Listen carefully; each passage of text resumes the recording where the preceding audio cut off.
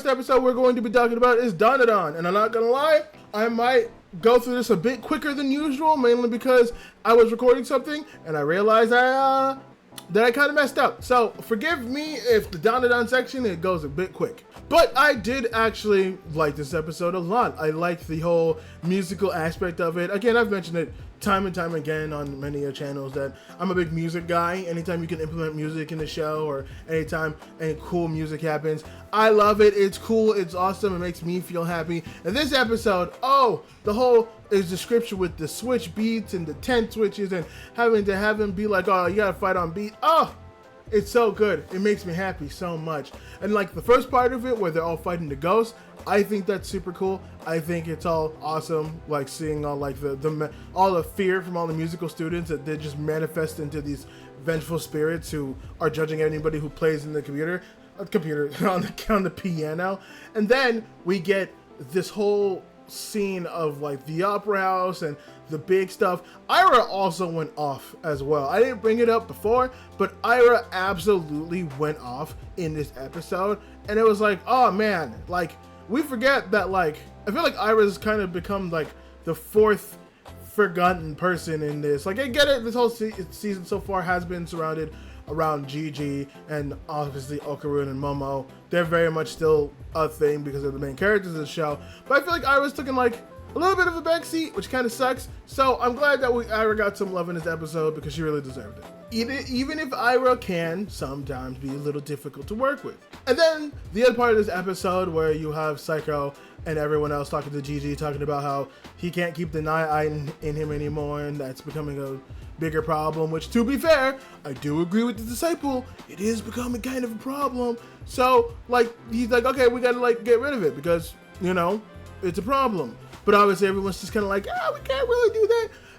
I felt weird seeing that because it's just like, no, it is obvious that this is a problem. And I don't know why everybody is treating it like it's not a problem. Like, let's be real for a second. This, like, I get it, but like, it'd be better to just, like, not exterminate, but exercise Gigi away from the Night Eye. I don't know why this is even like a, I mean, I get the point, right? The handling spirits, but in this situation, there's a lot of ghosts that I could mess with in Dandadan, but I feel like this is the one where it's like, this one's a little bit too dangerous. But I know it'll most likely pay off at some point, or I know he'll most likely either become chill, or maybe he'll just be begrudgingly beside them. Kind of like how Turbo Granny is, where it's like, I don't like you, but I like Gigi, and so I shall stay. So I can see that. If they do dynamic and like the Night Eye actually becomes like really clingy towards Gigi, I think that could add some comedic value to it. I do actually like how this episode ended, seeing Okaru kind of, well, it's not the first time we've seen him man up, but like him actually go like kind of hard and being like, no, I'm gonna do this because it pisses me off that Momo and everybody else gets hurt. Well, he's specifically Momo, but like everybody else gets hurt. And so like, I think we're gonna be in for a really cool episode next time, the next most recent episode, which I think is going to be fun and awesome, and it's going to be a lot of fighting and a lot of awesome kick-ass motion. I do hope that most of that episode is just them fighting.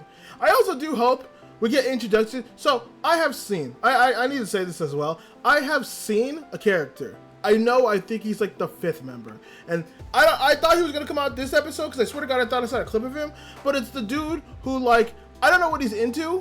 I want to say he's into robots, but he's a fat man with glasses and he does weird poses, and like I don't know if just, you know, Japanese release has it ahead of us and, you know, stuff gets spoiled, but like he's been someone who I've been so fascinated with ever since I saw his introduction panel. Like, I never read the manga, but I saw his introduction panel, and so I'm kind of like sitting there, I'm like, who are you?